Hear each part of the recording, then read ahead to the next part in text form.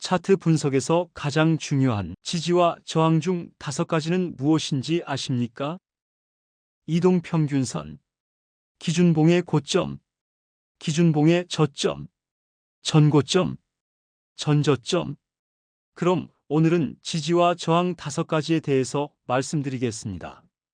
먼저 이동평균선에 대해서 설명해 드릴게요. 각의 이동평균선은 저항선 또는 지지선이 됩니다. 이동평균선이 가격의 종가 기준으로 위에 있으면 저항선, 이동평균선이 가격의 종가 기준으로 아래에 있으면 지지선. 예시입니다. 기준봉의 고점, 기준봉 몸통의 고점은 저항선 또는 지지선이 됩니다. 기준봉은 기준이 되는 캔들로 보통 거래량을 동반한 장대 양봉, 음봉을 의미합니다. 기준봉의 몸통의 고점이 가격의 종가 기준으로 위에 있으면 저항선, 기준봉 몸통의 고점이 주가의 종가 기준으로 아래에 있으면 지지선. 기준봉의 저점, 기준봉 몸통의 저점은 저항선 또는 지지선이 됩니다. 기준봉의 몸통의 저점이 가격의 종가 기준으로 위에 있으면 저항선, 기준봉 몸통의 저점이 가격의 종가 기준으로 아래에 있으면 지지선. 전고점, 각 파동의 전고점은 저항선 또는 지지선이 됩니다. 전고점이 가격의 종가 기준으로 위에 있으면 저항선, 전고점이 가격의 종가 기준으로 아래에 있으면 지지선. 전저점, 각 파동의 전저점은 저항선 또는 지지선이 됩니다. 전저점이 가격의 종가 기준으로 위에 있으면 저항선, 전저점이 가격의 종가 기준으로 아래에 있으면 지지선. 이동평균선이 무엇일까요? 이동평균선은 줄여서 이평선이라고 합니다.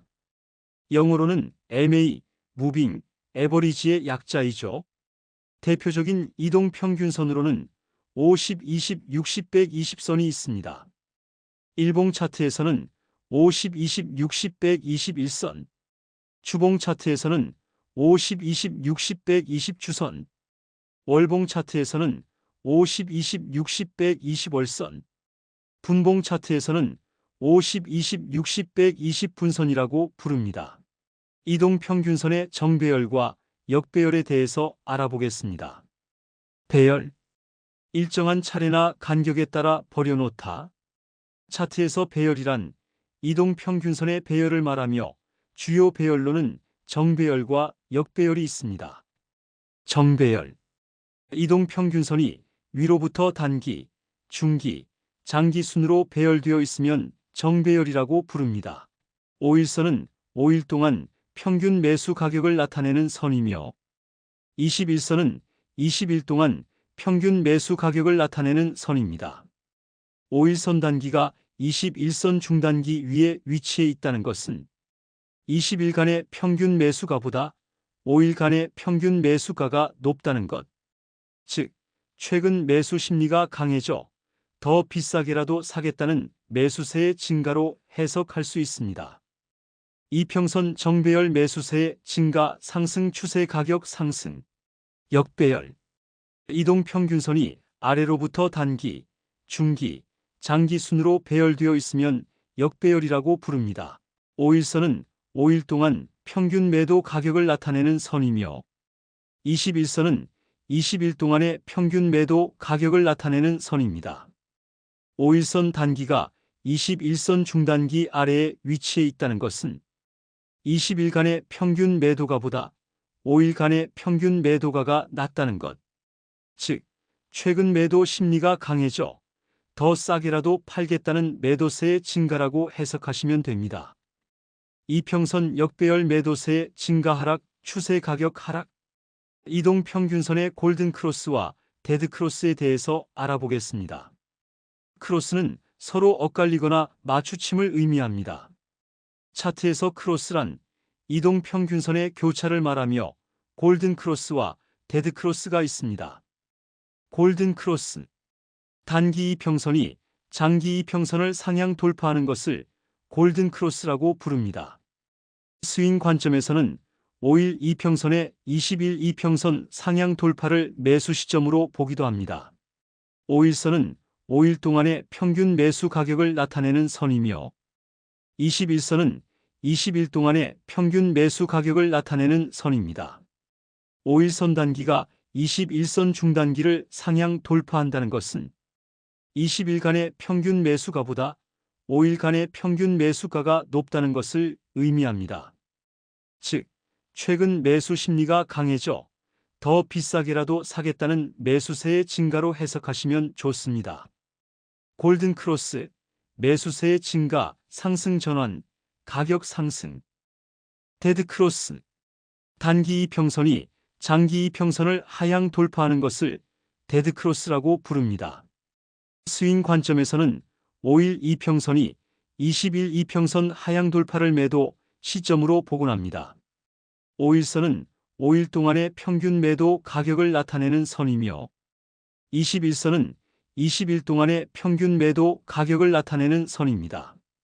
5일선 단기가 21선 중단기를 하향 돌파한다는 것은 20일간의 평균 매도가보다 5일간의 평균 매도가가 높다는 것을 의미합니다. 즉, 최근 매도 심리가 강해져 더 비싸게라도 사겠다는 매도세의 증가로 해석하시면 좋습니다.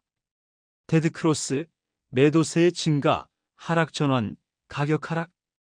다음은 볼린저 밴드에 대해 알아보겠습니다.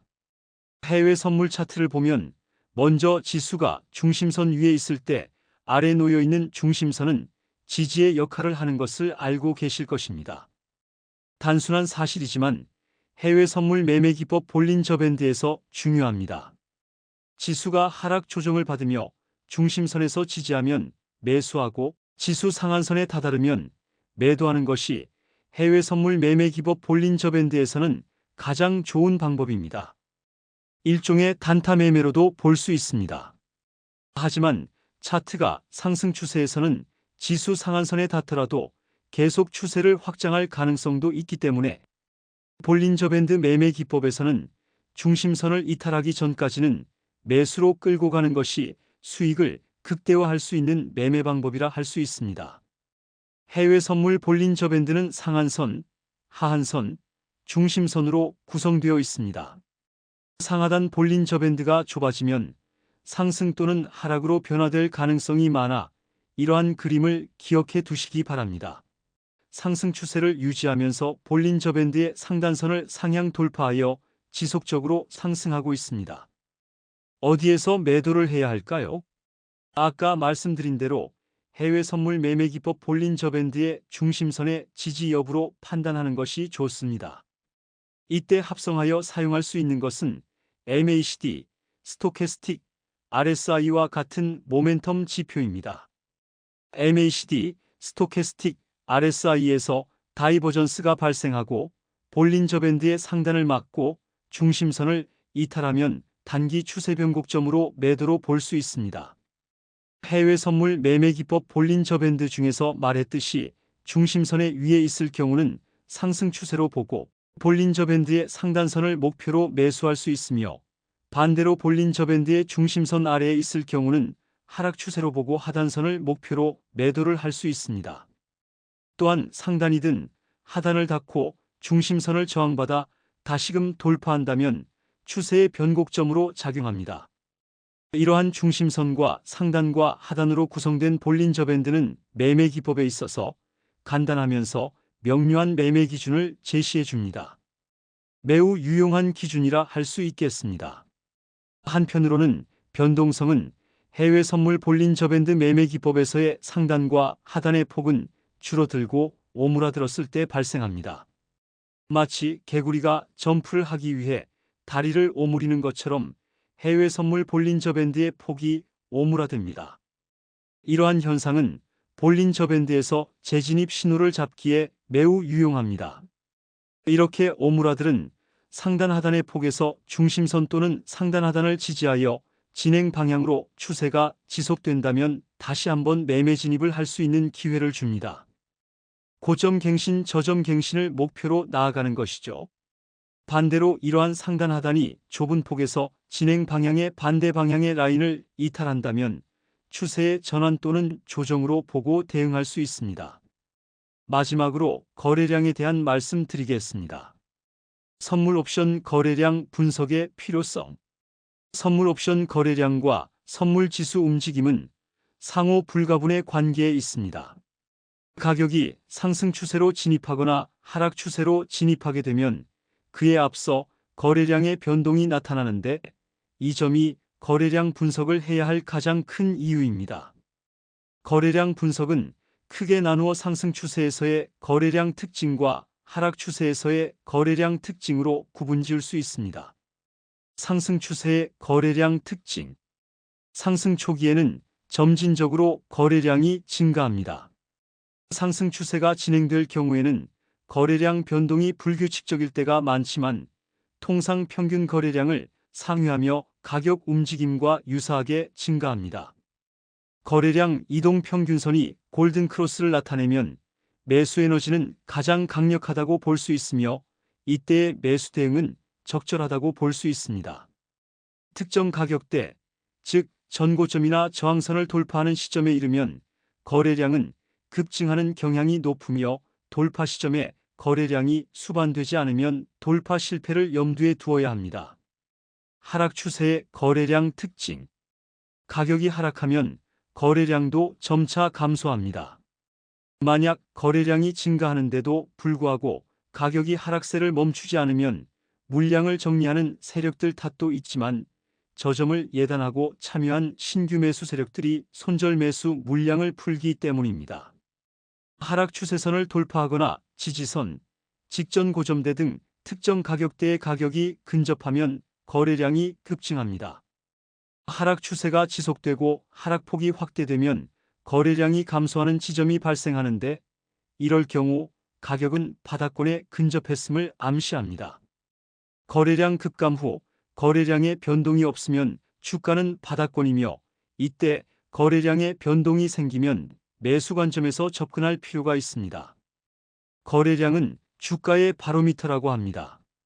대부분의 기술적 분석이 후행성을 띠지만 거래량은 선행성을 띠기 때문이죠. 차트 분석 시 거래량과 항상 병행해서 보시길 바랍니다. 속임수 없는 가장 정직한 지표이면서 수급의 비밀과 세력들의 동태를 가장 빨리 읽어낼 수 있기 때문입니다. 거래량과 주가와의 관계는 가장 밀접하며 불가분의 관계라고 볼 수 있습니다. 특히 거래량의 중요성은 주가에 앞서 움직인다는 데 있습니다. 이동평균선과 주가와의 관계는 주목하면서 거래량은 소홀히 여기는 경우가 많습니다. 그렇다면 어떤 흐름이 이상적일까요? 바로 이런 거래량의 모습을 보이는 때입니다. 이동평균선 역배열 상태에서 거래량이 급감한 후 다시 서서히 거래량이 증가하는 순간, 그리고 이동평균선 돌파 시점에서는 거래량이 급증하는 타이밍입니다. 주가가 상승하기 위해서는 매도 세력을 압도할 만큼 매수 세력이 강화되어야 합니다. 특히나 하락 추세 이탈 시에는 추세 전환이냐, 추세 연장이냐의 시각 차이로 인해 매매 공방이 일어납니다. 돌파를 위해서는 거래량 증가는 당연하다고 볼 수 있습니다. 직전 고점은 저항선 역할을 합니다. 이 저항 가격대를 돌파하기 위해서는 그때의 거래량을 상회해야 됩니다. 즉, 이전 매물을 소화해야 추가 상승이 가능하다는 것입니다. 가격과 거래량. 가격의 힘을 읽을 수 있다면 매매 시점은 거래량을 통해 파악하는 것이 바람직합니다. 가격은 거래량을 동반하면서 이전 고점을 돌파하기 위해서는 이전 고점 시의 거래량을 넘어서는 거래량이 필요합니다. 때문에 거래량이 급증해도 이에 비한 만큼 가격이 오르지 않는다는 것은 천장을 이룰 가능성이 많다고 볼 수 있습니다. 거래량은 과거 2~3년 동안 천장대의 거래량 파악이 중요합니다. 이와는 반대로 매수 타이밍은 거래량이 최저로 줄어든 상태에서 찾는 것이 좋습니다. 가격이 바닥권을 탈출한 다음 일정 비율 상승 후 거래량이 이전의 최저치로 줄어든 국면이 관찰 시점입니다. 이때 가격의 조정폭이 50%를 넘어서지 않는다면 이 시점이 바로 매수 타이밍이며, 다만 상승폭은 가격 급락 시점을 넘어서는 것이 좋습니다. 이 시점에서 일단 가격을 관찰하다가 오전 9시에서 10시 사이에 거래량이 전일 같은 시간 대비 거래량을 3배 이상 초과한다면 적극적 매수가 바람직합니다. 그러나 가격이 하락하고 거래량이 감소하면서 이전의 최저 거래량을 갱신한 다음 거래량이 소폭 증가하고 있다면 일단 주의를 기울여야 하는데, 만일 이때 가격이 중기 이동 평균선 아래로 내려가기 시작한다면 매수를 금지해야 하는 것이 바람직합니다. 거래량 급감에 의한 매수 타이밍을 포착할 때 핵심은 가격이 중기 이동 평균 가격 위에 있을 때 국한시키는 것입니다. 가격이 폭락 과정에서 대량 거래 전봇대를 세우고 다시 거래량이 평상 수준으로 돌아간다면 이후 단기간 내에 반등이 시작될 가능성이 높습니다. 이때 만약 가격이 소폭 반등한 다음 다시 하락하더라도 매수 관점에서 접근하는 것이 바람직합니다. 신법이란 어려운 게 아닙니다. 한마디로 욕심을 버리는 게 신법입니다. 욕심을 가지면 추격 매수를 하게 되어 잦은 매매로 이어지게 되고 결국은 손실로 마무리됩니다. 정리하자면 신법이란 한두 번의 매매 수익으로 만족하고 욕심을 버리고 매매를 접어야 합니다. 꼭 명심하셔서 매매 신공 구독자님들은 좋은 결과 만들어내시고 궁금한 점은 댓글 남겨주시면 상세히 설명드리겠습니다.